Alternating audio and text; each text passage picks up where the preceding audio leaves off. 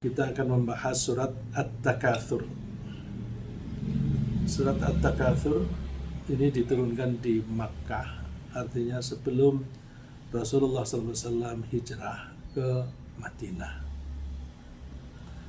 Ayatnya ada 8, dan sebab turunnya surat ini itu ada beberapa hadis yang paling populer menyertai ini. Saya menyebut populer karena buku-buku tafsir biasanya menyebut hadis itu. Tapi saya tidak mencantumkan di sini karena saya menjadi ragu-ragu.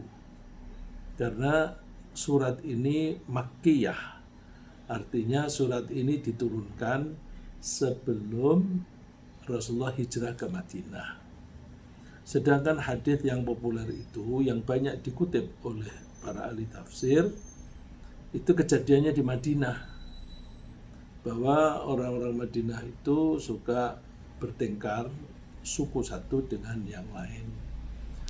Mereka pertengkaran seringkali dimulai dengan kebanggaan masing-masing. Yang satu membanggakan bahwa di kami ada tokoh ini, tokoh ini. Suku yang lain mengatakan di suku kami ada tokoh itu, dan sebagainya. Terus mereka, ayo kita ke kuburan.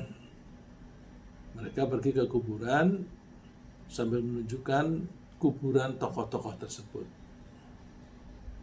Lalu turun surat ini. Rasanya kok tidak nyambung. Karena kalau berada di Madinah berarti seharusnya Madaniyah. Padahal surat ini Makkiyah. Oleh karena itu saya ambil hadis yang lebih nyambung, yaitu Ali bin Abi Thalib mengatakan bahwa mereka semula ragu-ragu tentang adanya siksa kubur. Kunna nasyukku fi adzabil qabri. Kami dulu ragu-ragu tentang siksa kubur. Hatta nazalat alhaakumut takatsur, sampai thumma kalla sawfa ta'lam. Setelah turun itu baru mereka faham tentang siksa kubur. Ali itu kan orang Makkah. Jadi ketika cerita begini bisa saja kejadiannya itu di Makkah. Jadi kalau itu Makkiyah, kemudian yang cerita Ali dan itu kejadiannya di Makkah, itu lebih nyambung. Baik, memang sababun nuzul itu tidak selalu bisa kita dapatkan, apalagi untuk ayat-ayat dan surat-surat yang turun di Makkah. Karena waktu itu orang yang masuk Islam masih sedikit, situasinya juga mencekam, sehingga tidak ada orang yang sempat mencatat, dan juga yang menghafal juga sedikit karena memang pemeluknya masih sedikit. Maka kita mungkin lebih baik lebih fokus ke konten atau isi surat itu. Biasanya satu surat dan surat berikutnya itu ada keterkaitan. Dan kita coba kita lihat keterkaitan antara surat At-Takatsur dan surat sebelumnya, yaitu Al-Qari'ah. Ini seperti yang saya dapatkan di buku-buku tafsir. Antara lain tafsirnya Profesor Wahbah Az-Zuhaili, tafsir Al-Munir. Misalnya begini, di surat Al-Qari'ah itu ada cerita tentang kejadian-kejadian menjelang dan sesudah hari kehancuran. Hari kehancuran itu sendiri disebut dengan istilah Al-Qari'ah. Al-Qari'atu mal-Qari'ah. Wa ma adraka mal-Qari'ah. yauma yakunun nasu kal farashil mabthuth. Ini kejadian-kejadian sebelum hari kehancuran. Terus di bagian akhir ada nasib orang-orang setelah hari kehancuran. Di surat At-Takatsur, di situ ada peringatan untuk orang-orang yang lalai akan adanya hari kehancuran atau hari kiamat. Mereka lalai karena mereka terlalu sibuk mengejar kebanggaan. Kebanggaan seringkali berupa mereka mengumpulkan sebanyak-banyaknya, bisa harta, bisa sebanyak-banyaknya pengikut, bisa sebanyak-banyaknya pengalaman dan sebagainya. Itu kesibukan itu membuat mereka lalai, lupa mengabdi kepada Allah. Itu baru kesibukan. Belum lagi kalau mereka itu sudah berhasil mengumpulkan harta banyak atau memperoleh dukungan banyak dari orang-orang. Dukungan orang banyak itu kalau zaman sekarang ya berarti dukungan politik, partainya besar atau anggotanya banyak dan sebagainya. Itu orang berbanyak-banyakan mencari pendukung. Nah, makin banyak pendukungnya, itu kekuatan politiknya makin kuat. Nah, orang yang berhasil mengumpulkan kekayaan, pangkat, dan sebagainya, itu seringkali merasa bangga pada dirinya. Kenapa bangga? Ya karena mereka menganggap hasil yang mereka kejar itu sebagai prestasi. Makin banyak prestasi yang dikumpulkan, maka kecenderungannya manusia ini makin bangga bahwa prestasiku banyak. Nah, kebanggaan itu kalau kebablasan bisa menjadi kesombongan. Orang yang sombong tidak bisa masuk surga. Mereka tempat tinggalnya di neraka. Di surat At-Takatsur itu ada penjelasan tentang orang yang lalai itu masuk neraka jahim. La tarawunnal jahim thumma la tarawunnaha ainal yaqin. Jadi orang yang melalaikan Allah nasibnya neraka jahim. Sedangkan di surat Al-Qari'ah itu berdasarkan perilakunya di dunia, manusia akan dibagi dua. Sebagian masuk surga dan sebagian masuk neraka. Nah, jadi kalau di Al-Qari'ah dua pihak diceritakan. Sedangkan di At-Takatsur tekanannya lebih ke orang yang masuk neraka. Nah, ini berarti bahwa dua surat ini erat sekali keterkaitannya. Baik, kita pelajari mulai dari ayat 1. Bismillahirrahmanirrahim. Alhaakumut takatsur. Alhaakum itu fi'il madhi alha, kemudian objeknya kum. Alha itu dari akar katanya dari lahwun. Lahwun itu sesuatu yang mengasyikkan sehingga seseorang menjadi lupa. Lahwun itu apa saja yang bisa membuat lupa. Misalnya permainan, game, itu bisa membuat orang lupa. Lupa akan tugas. Nah, kegiatan yang membuat orang lupa itu namanya lahwun. Berarti game itu termasuk lahwun. Dan para ulama seringkali masukkan juga yang lahwun itu musik, lagu. Orang kalau sudah mendengarkan musik, keenakan, terus lupa kepada Allah. Nah, itu disebut lahwun. Nah, di sini yang membuat lupa bukan hanya yang begitu, bukan hanya yang hiburan-hiburan sifatnya. Termasuk hal yang serius. Apa itu? At-takatsur. At-takatsur akar katanya jadi kathuro, banyak. Kathir itu banyak. Nah itu kalau di sifatnya atau bentuknya diubah menjadi takatharo, ya takatharu, takathuron, maka artinya berlomba-lomba, banyak-banyakan. Coba kalau kita perhatikan di ayat ini, Allah menyebut berbanyak-banyakan bisa membuat kalian lalai. Berbanyakan apa? Tidak disebut. Nah, karena tidak disebut, maka berarti berbanyak-banyakan dalam bidang apa saja yang bisa membuat orang lalai atau melupakan Allah. Apa saja? Apa saja itu apa? Ya bisa berupa harta, bisa berupa koleksi permainan, koleksi barang misalnya. Orang kalau sudah hobinya mengoleksi barang itu suka hunting, nguber kemana-mana. Gitu. Itu bisa bikin lupa. Jadi at-takatsur itu persaingan antara satu dengan yang lain dalam hal banyak-banyakan. Para ahli tafsir menerangkan bahwa di ayat ini tidak disebut berbanyak-banyakan di bidang tertentu.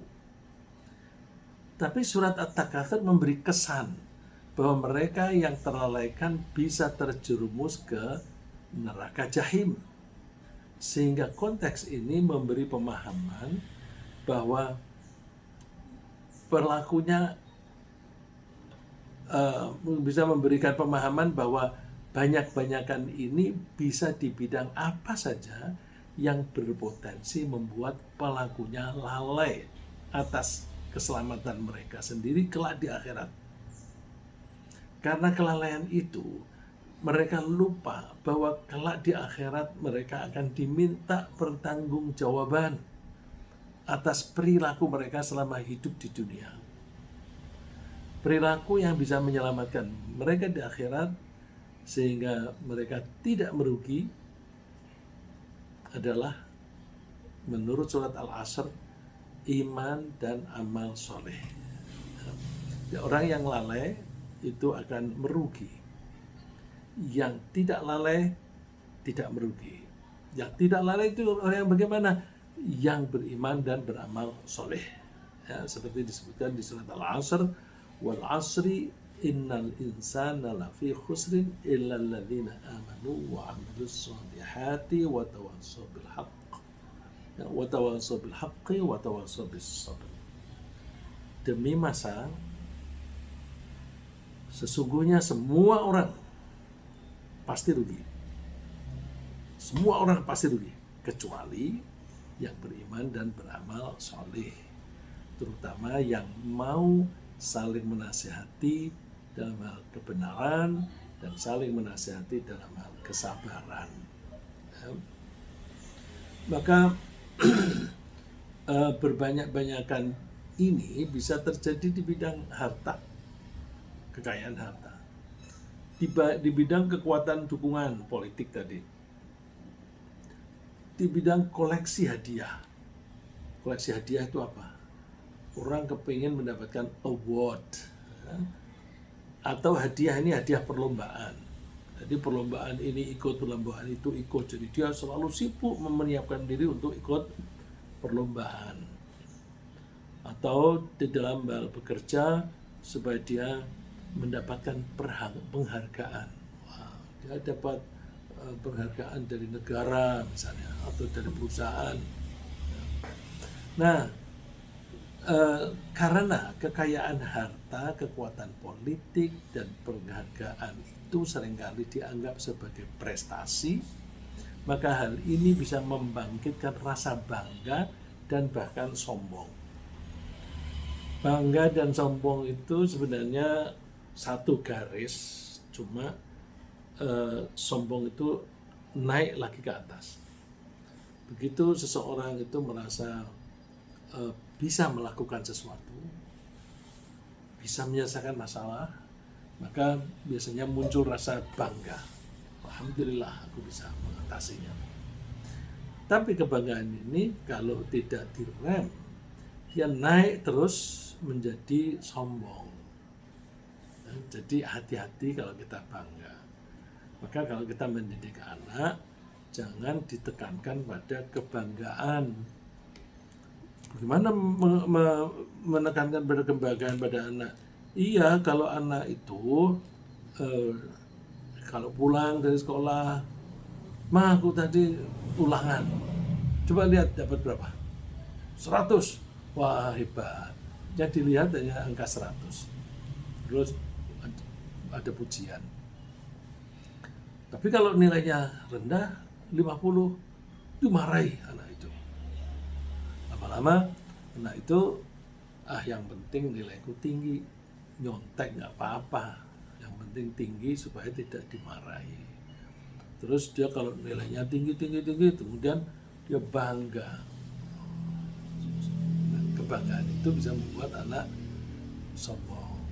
Mestinya tekanannya tidak pada membimbing anak supaya bangga, tapi lebih ke self confidence, merasa percaya diri. Gimana percaya diri? Tekanannya pada kemampuan mengatasi masalah. Jadi kalau anak bawa ulangan, jangan dilihat angka nilainya saja, tapi coba lihat bagaimana cara dia menyelesaikan. Nah, kalau dia terampil menyelesaikan soal, maka dia akan muncul rasa confident, merasa percaya diri. Jadi lebih ditekankan pada kemampuan anak menyelesaikan masalah, bukan nilai yang tinggi. Jadi seandainya dia menyelesaikannya dengan cara yang bagus, tapi nilainya rendah, nggak usah khawatir. Ya, mungkin karena gurunya itu menganggap yang benar itu seperti apa yang ada di buku. Maka kalau cara menjawabnya itu tidak sesuai dengan apa yang di buku, dianggap salah, nilainya rendah. Padahal bisa saja anak itu benar, logikanya benar, cuma tidak ada di buku, lalu dianggap salah. Tapi nggak apa-apa, ini benar kok, gitu. Supaya anak itu mampu menghadapi kehidupan. Kembali, karena kekayaan harta, kekuatan politik, dan penghargaan itu seringkali dianggap sebagai prestasi, maka hal ini bisa membangkitkan rasa bangga dan bahkan kesombongan. Allah memperingatkan, "Ya'lamu annamal hayatud dunya la'ibu wa lahu wa zinatu wa tafakhurun bainakum wa takathurun fil amwali wal aulad." Ketahuilah bahwa sesungguhnya kehidupan di dunia ini hanyalah permainan dan sesuatu yang melalaikan. Hati-hati membaca ayat ini. Seringkali orang menganggap bahwa, wah, ini lihat nih, kehidupan memang permainan. Maka kalau kita lihat perkembangan politik selama ini itu kan hanya main-main saja itu. Jadi supaya dianggap orang baik, lalu terus bikin video direkayasa yang isinya itu memuji-muji dan sebagainya, supaya ada kesan, wah, dia orang baik gitu. Ya, itu berarti apa? Menarik pujian dari masyarakat itu dianggap banyak sebagai panggung sandiwara. Jadi laib, walahun, dan pekerjaan-pekerjaan yang membuat lalai. Wazinatun, dan perhiasan. Perhiasan di sini bukan jewelry saja, tapi apa-apa yang dianggap indah. Bikin rumah yang kelihatan indah, kelihatan bagus. Pakai baju kelihatan yang bagus. Wa tafakhurun bainakum, dan berbangga-banggaan di antara kalian. Bisa bangga-banggaan karena keilmuan, Bisa juga misalnya kalau punya sekolahanku muridnya lebih banyak, atau eh, apa saja yang yang bisa dibanggakan, itu tafakhurun bainakum. Terus takatsurun fil amwal wal aulad, berbanyak-banyakan dalam harta dan anak. Kalau zaman dulu anak kandung itu penting, karena zaman dulu hidupnya itu kan di Arab terutama, hidupnya kan berkelompok-kelompok berdasarkan kesukuan. Nah, kalau dalam suku itu banyak laki-lakinya, maka berarti banyak tentaranya yang bisa melindungi mereka. Nah, makin banyak anak berarti makin kuat pertahanannya. Maka orang bisa menjadi bangga kalau suku itu merasa kuat karena harta dan anak sebagai kekuatan suku itu. Nah, ini meskipun dikatakan annamal hayatud dunya la'ibu wa lahu wa zinah, kehidupan dunia ini hanya main-main, itu bukan berarti secara umum, secara menyeluruh termasuk orang Islam. Orang Islam tidak terkena ayat ini, karena orang Islam itu akan merasa sayang dengan waktu, maka mereka tidak main-main, dan mereka tahu bahwa Allah menciptakan alam raya ini tidak main-main, semua dengan peraturan-peraturan yang jelas, terutama peraturan-peraturan kealaman itu diterapkan oleh Allah dengan serius. Nah, kalau Allah itu menciptakan alam raya ini dengan serius, mestinya kita juga dalam berperilaku harus serius. Di alam raya ini ada hukum sebab akibat, maka kita juga menerapkan bahwa ketika kita berperilaku, hati-hati, perilaku kita ini bermanfaat untuk orang lain atau tidak, atau bahkan membahayakan. Bahwa ucapan saya itu akan menyakiti hati orang atau tidak, itu dipertimbangkan. Maka orang Islam itu bukan orang tipe bukan tipe orang yang main-main. Begitu ada waktu, dimanfaatkan sebaik-baiknya. Walaupun dan sesuatu yang membuat lalai. Orang Islam tidak lalai. Rijalun la tulhihim tijaratu wala bai'un an dzikrillah. Orang Islam itu ya orang yang sibuk apapun, misalnya sibuk dengan perdagangan, la yulhihim tijarah. Mereka tidak menjadi lalai karena tijarah, perdagangan mereka. Enggak. Jadi berarti ayat ini berlaku untuk orang-orang yang tidak beriman atau kurang imannya. Kalau kita enggak ada lawun. Misalnya Allah menyebut innamal mu'minun qad aflahal mu'minun alladzina hum fi salatihim khashi'un walladzina hum 'anil laghwi mu'ridun. Beruntunglah orang-orang mukmin, yaitu orang-orang yang khusyuk dalam salatnya dan yang tidak mau melakukan kegiatan yang tidak berguna. Main-main itu nggak berguna, apalagi lawun. Jadi ayat ini berlaku untuk orang yang tidak beriman atau kurang imannya. Mengejar kebanggaan atau kesombongan semacam ini seringkali membuat seseorang terlalu sibuk dan asyik. Karena kesibukan dan keasyikannya itu, mereka lengah atau bahkan lupa untuk mempersiapkan bekal kehidupan di akhirat. Ya, perhatiannya hanya sekarang saja di dunia, tapi di akhirat itu mereka lalai. Mereka lebih menyukai kehidupan di dunia yang lebih instan, yang lebih langsung.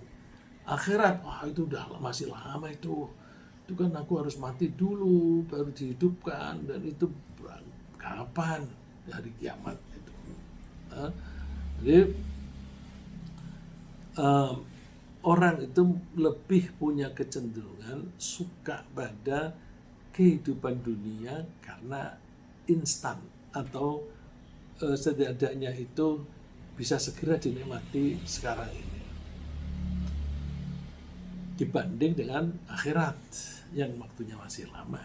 Allah mengumumkan di surat Al-Qiyamah, kalla bal tuhibbunal ajilata wa tadharunal akhirah. Sekali-sekali janganlah demikian. Bal tuhibbunal ajilah. Kalian ini lebih suka pada yang segera. Ajilah itu yang buru-buru, yang cepat bisa dirasakan, itu ajilah. Jadi maunya hasilnya sekarang. Dia nggak bisa membayangkan kehidupan di akhirat. Jadi pokoknya yang penting sekarang.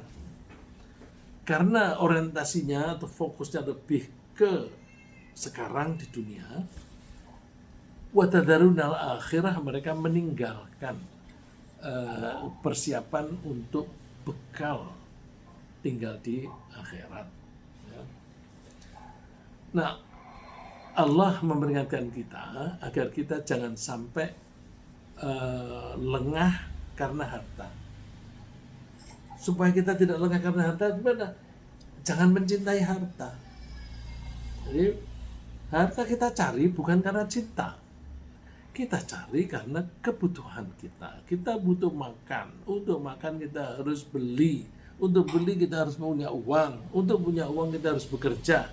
Nah, bekerja itu untuk mencari bekal hidup. Nanti hidupnya dipakai untuk mengabdi kepada Allah. Nah, jadi dengan begitu kita jaga jangan sampai kita lebih menyukai harta daripada Allah. Allah mengancam di surat Al-Baqarah, qul in kana aba'ukum wa abna'ukum wa ikhwanukum wa azwajukum wa ashiratukum wa amwalun iqtaraftumuha wa tijaratun tahshawna kasadaha wa masakin tardawnaha habba ilaikum minallahi wa rasulihi wa jihadin fi sabilihi fatarabbasu hatta ya'tiyallahu bi amrih.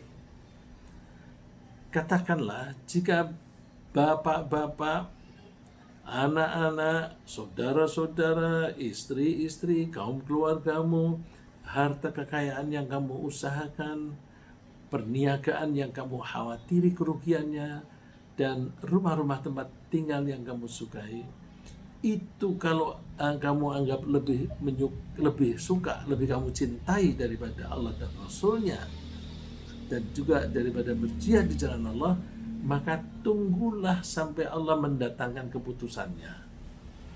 Jadi kalau orang lalai, ya udah tunggu aja, nanti akan ada siksaan. Maka kita jaga jangan sampai kita itu terjebak pada berbanyak-banyakan. Akibat bagi orang yang melupakan Allah. Jadi kalau orang terlalu sibuk, dia tidak ingat Allah. Karena tidak ingat Allah, maka dia melupakan kewajiban. Karena kewajiban itu datangnya dari Allah. Kepada Allahnya aja lupa, apalagi kepada penugasannya. Ya. Akibat bagi orang yang melupakan Allah dan lalai akan kehidupan di akhirat, akibatnya adalah mereka tinggal di neraka. Dan Allah tidak bersedia mengentaskan mereka dari neraka. Fadzuqu bima nasitum liqa'a yaumikum hadza inna nasinakum wa dzuqu adzabal khuldi bima kuntum ta'malun. Silakan rasakan olehmu apa ya dikarenakan kamu melupakan bertemu dengan Allah di harimu ini. Jadi orang yang terlalu sibuk sampai lupa kepada Allah, maka orang itu akan dalam tanda kutip dilupakan oleh Allah. Inna nasinakum, kami akan melupakan kalian. wadzuqu adzabal khuldi bima kuntum ta'malun, dan rasakanlah siksaan yang kekal dikarenakan perbuatanmu sendiri. Nah, hati-hati ketika ada kata seperti ini, inna nasinakum, kami melupakan kalian. Ini Allah kok mengaku diri sebagai melupakan atau terlupa. Kalau Allah itu lupa, oh bencana. Bencana itu kan orang yang nyetir ngantuk itu kan lupa, bisa tabrakan. Terus lupa jalannya, lupa jalurnya, oh itu bisa celaka. Maka kita jangan pernah melupakan Allah, melupakan hari akhirat, supaya kita tetap diperhatikan oleh Allah, tetap dibimbing oleh Allah. Fadzuqu bima nasitum liqa'a yaumikum hadza. Rasakan apa-apa yang dulu kalian lupakan waktu kamu hidup di dunia. Waktu kamu hidup di dunia, akhirat ini kamu lupakan. Sekarang kamu merasakannya. Inna nasinakum, oleh karena itu kami melupakan kalian. Kalau Allah kok melupakan, ini kias. Artinya orang kalau lupa itu kan tidak melakukan sesuatu yang seharusnya. Misalnya saya lupa membawa air untuk minum. Nah, airnya tertinggal di rumah. Nah, terus kita lupa akan air itu. Kalau Allah lupa seperti itu, maka Allah itu lemah. Maka kalau ada kata kami melupakan itu, kita cari kalau bahasa Arabnya itu kinayah. Ini bahasa kinayah, bahasa kias. Melupakan itu artinya apa? Orang kalau lupa sesuatu, dia tidak melakukan itu. Ya. Aku lupa membawa pensil. Oh, berarti dia tidak melakukan membawa pensil. Nah, kalau Allah itu mengatakan, aku lupakan kalian, orang yang lupa itu tidak melakukan perbuatan yang seharusnya, tidak membawa sesuatu yang seharusnya. Maka orang yang melupakan Allah, dia punya kecenderungan lupa pada dirinya sendiri. Apa hubungannya? Kalau dia itu lupa tidak sholat, lupa yang seharusnya sholat, dia tidak sholat, maka tidak sholat itu menyebabkan akibat buruk bagi dia. Karena itu kewajiban yang diwajibkan oleh Allah, akibat buruknya itu ya neraka. Fadzuqu bima nasitum liqa'a yaumikum hadza inna nasinakum wa dzuqu adzabal khuld. Silakan rasakan siksaan yang kekal bima kuntum ta'malun, dikarenakan apa yang kalian lakukan sendiri. Ya. Jadi jangan sampai kita melupakan Allah. Kalau kita lupa kepada Allah, kecenderungannya kita lupa pada diri sendiri. Nah, kalau lupa pada diri sendiri, maka dia tidak berusaha menyelamatkan dirinya sendiri ketika besok di akhirat. Di akhirat itu kan alternatifnya dua, ke neraka atau ke surga. Kalau seseorang tidak masuk ke neraka, maka harapannya dia masuk surga. Begitu pula yang di surga. Kalau dia sampai melupakan kehidupan akhirat, nanti dia tidak mendapatkan bagian kehidupan di akhirat yang menyenangkan, tidak akan mendapatkan surga. Dan begitu seseorang itu melupakan Allah, dia lupa pada dirinya sendiri, bahwa dirinya sendiri itu butuh keselamatan di akhirat, selamat dari neraka.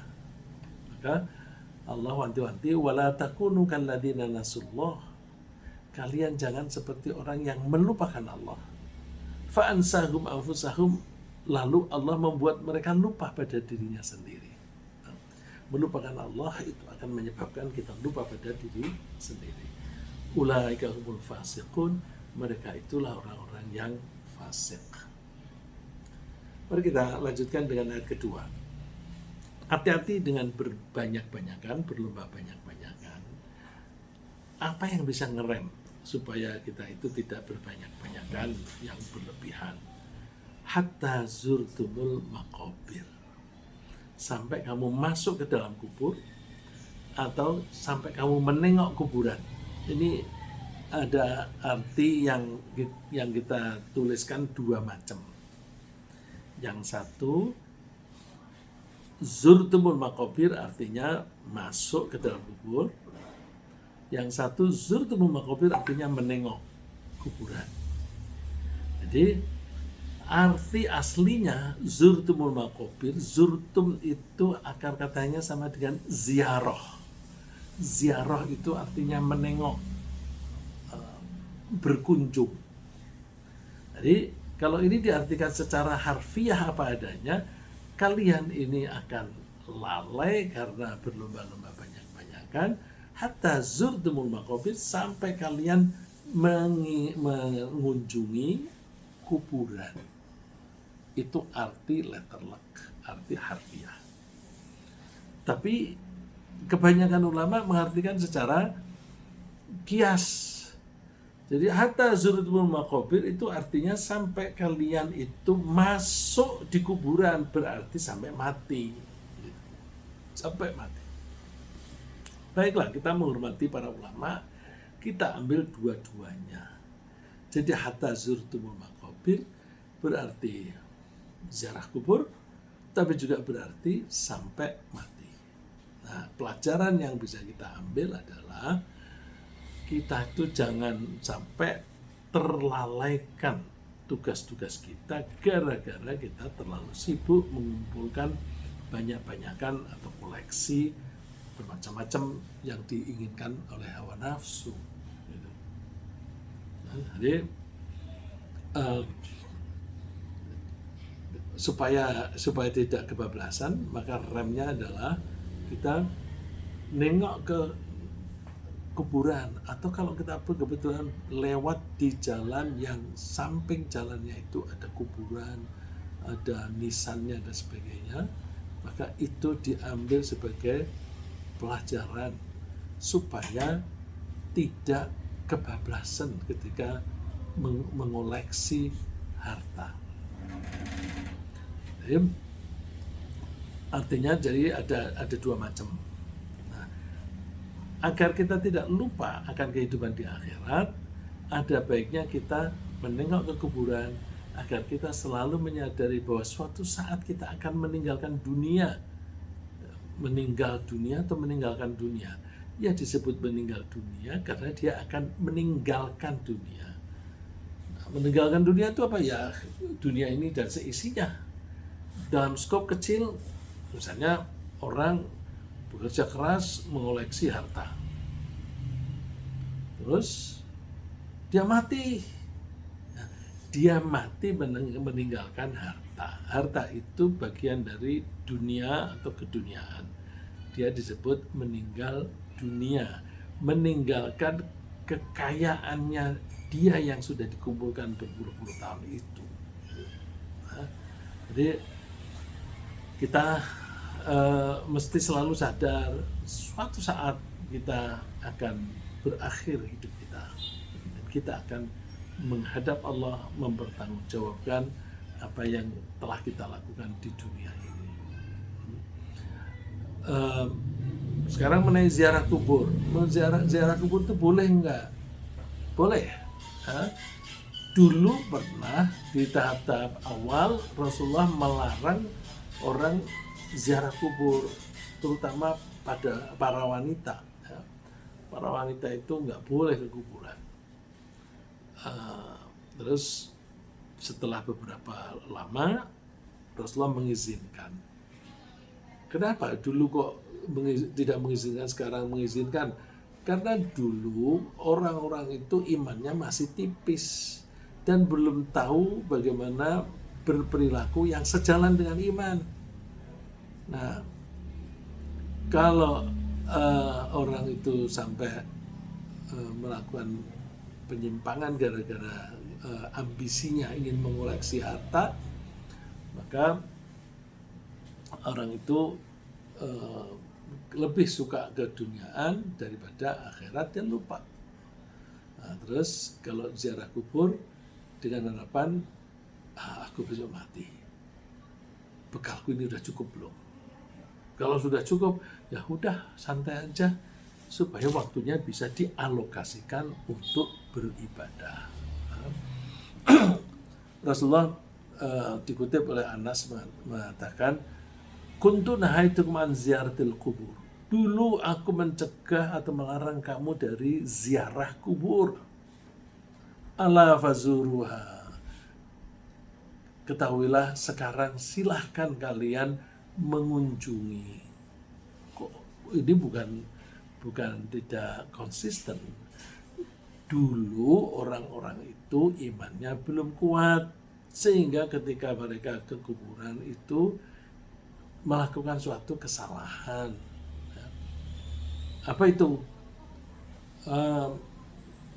Seharusnya kalau kita ke kuburan itu kita mohon kepada Allah supaya Allah mengampuni kita dan juga mengampuni orang yang sudah di kuburan itu, yang tinggal di kuburan itu.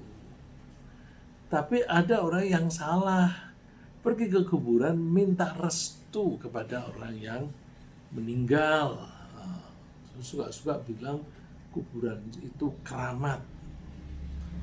Nah, terus mencari keramatnya lalu berziarah ke kuburan itu. Tidak begitu. Kalau masih begitu lebih baik nggak usah ke kuburan. Kuburan boleh oleh Rasulullah karena apa? Fazuruha, tengoklah kuburan, fa innaha turiqul qalb, karena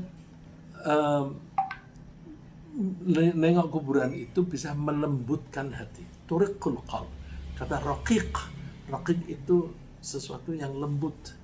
Jadi turiqul qalba membuat hati lembut.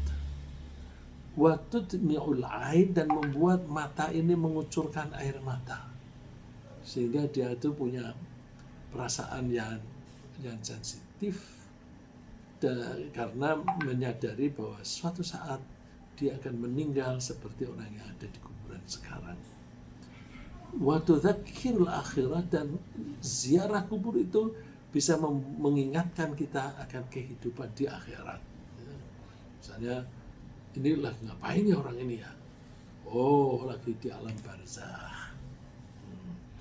Habis di alam barzakh besok akan dibangkitkan terus masuk ke alam akhirat. Nah, ke kuburan itu biar mengingatkan itu. Wala taqulu hajra, dan jangan berkata jorok ketika kamu di kuburan. Itu kira-kira orang yang di kuburan itu mendengar kalau kita ngomong, cuma mereka kalau merespon kita tidak bisa mendengarnya. Nah, ketika kita berziarah kuburan, sebaiknya apa yang kita lakukan? Setidak-tidaknya kita memberi salam kepada ahli kubur. Memberi salam itu artinya mendoakan supaya mereka selamat. Ibu Aisyah cerita, dia bertanya kepada Rasulullah SAW, Rasulullah, kalau aku di kuburan, aku ngomong apa? Aku baca apa?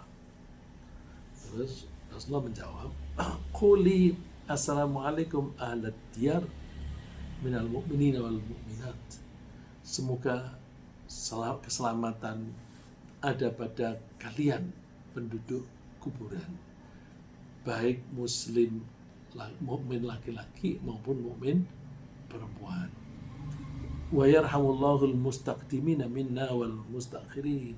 Semoga Allah merahmati orang-orang yang mendahului kita, artinya sudah meninggal, wal mustakhirin, dan orang-orang yang belakangan, yang sekarang belum meninggal atau bahkan sekarang belum lahir.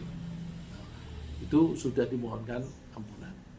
Wa inna insyaallahu bikum lalahiqun. Kami insyaallah akan menyusul kalian. Doanya sendiri aja mengingatkan kita, aku akan menyusul kamu ya besok. Nah, itu kan berarti makin kuat mengingatkan diri kita bahwa suatu saat kita akan meninggal dunia dan akan diminta pertanggungjawaban. Maka jangan sombong. Sombong itu bisa terjadi kalau orang itu merasa banyak prestasi. Ya. Kalau banyak prestasi lalu dia klaim bahwa dia mempunyai sesuatu yang bisa dibanggakan. Akhirnya dia bangga dan bahkan bisa sombong. Ya, jadi demikian dari ringkasnya bahwa kalau kita berusaha mengoleksi apapun, banyak-banyakan mengoleksi harta atau pendukung, itu kecenderungannya kita bisa lupa pada Allah, lupa bahwa besok kita akan dibangkitkan kembali. Nah, obatnya adalah kita menengok kuburan supaya kita selalu sadar suatu saat kita akan menyusul mereka. Ya. Sementara begitu, silakan kalau ada pertanyaan atau komentar